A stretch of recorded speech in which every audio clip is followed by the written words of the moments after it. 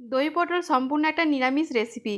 যারা নিরামিষভোজী এবং যারা আমিষভোজী সবারই কিন্তু এই খাবারটি খুব প্রিয়। আপনারা অনেকেই হয়তো অনেক রকমভাবে এই দই পটল রান্না করে থাকেন, কিন্তু আমি কীভাবে করি প্লিজ দেখতে থাকুন। নমস্কার, আমি মিতা। আমার কিচেন আগমনীতে সবাইকে আমন্ত্রণ জানাই। তাহলে দেখে নেওয়া যাক দই পটল বানাতে কী কী উপকরণ লাগছে।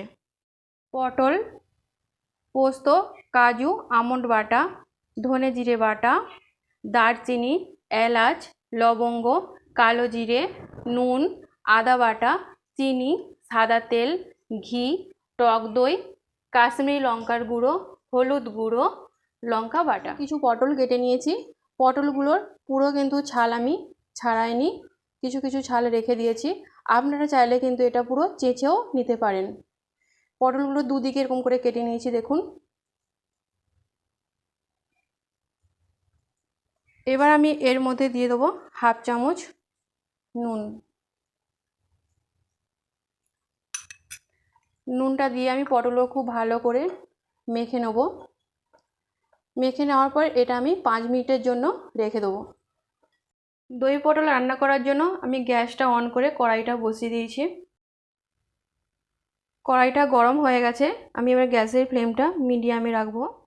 কড়াইয়ের মধ্যে এবার আমি দিয়ে দেবো সাদা তেল।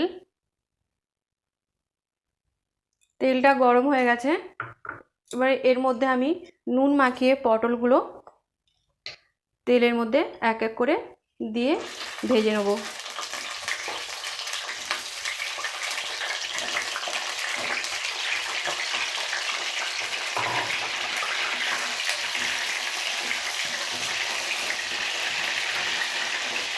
পটলগুলো খুব ভালো করে ভেজে নিতে হবে। আমার পটলগুলো খুব ভালোভাবে ভাজা হয়ে গেছে। এবার পটলগুলো আমি একে একে করে তুলে নেব। এবার আমি এই তেলের মধ্যে দিয়ে দেবো কালো জিরে, লবঙ্গ, এলাচ আর দারচিনি।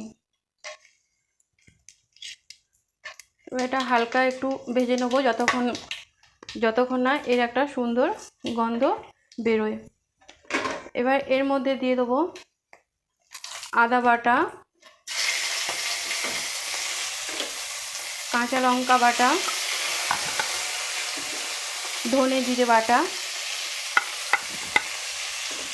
হলুদ গুঁড়ো আর কাশ্মীরি লঙ্কার গুঁড়ো দিয়ে সামান্য একটু জল দেবো, মশলাটা লেগে যাওয়ার ভয় থাকে। দিয়ে মশলাগুলো আবার আমি ভালো করে নেড়ে নেব। মশলাগুলো এবার আমি একটু ভালো করে কষিয়ে নেব মিনিট 2-3। মশলাটা আমার কষানো হয়ে গেছে। এবার আমি এর মধ্যে দিয়ে দেবো পোস্ত, আমন্ড আর কাজু বাটা দিয়ে আবার কিছুক্ষণ আমি নেড়ে নেব। মশলাটা আমার কষানো হয়ে গেছে। এবার এর মধ্যে আমি দিয়ে দেবো স্বাদ মতো নুন। নুনটা আপনারা দেখে স্বাদ মতোই দেবেন, কেন আগে যেহেতু পটলে নুন মাখানো ছিল, তাই নুনের পরিমাণটা একটু ভালো করে দেখেই দেবেন। আবার একটু আমি সমস্ত মশলাগুলো একটু নেড়ে নিলাম। এবার আমি এর মধ্যে দিয়ে দেবো ভেজে রাখা পটলগুলো।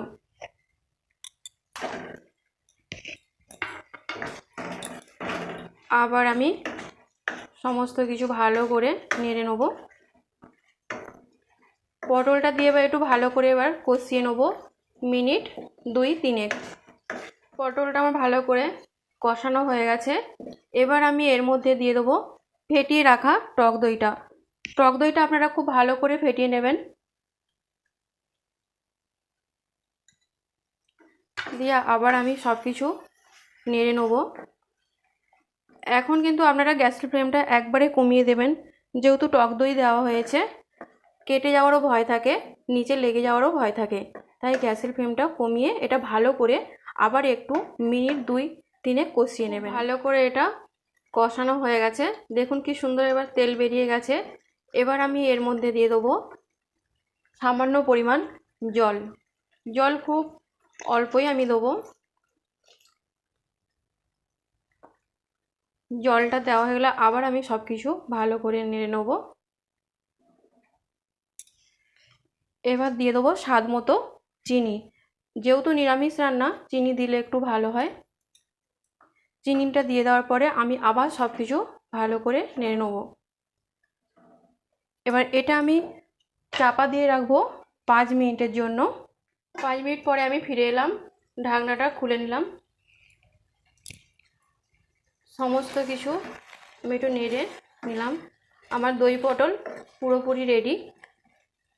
এবার আমি ওপর থেকে দিয়ে দেবো ঘি, সামান্য পরিমাণ ঘি, আর গরম মশলার গুঁড়ো। আবার আমি নেড়ে নিলাম। এবারে গ্যাসের ফ্লেমটা পুরো বন্ধ করে দিয়ে এটা আমি 2-3 মিনিটের জন্য ঢাকা দিয়ে রাখবো, কেননা যেহেতু ঘি আর আমি গরম মশলা। পরে আমি ফিরে এলাম। আমার পুরোপুরিভাবে তৈরি হয়ে গেছে দই পটল।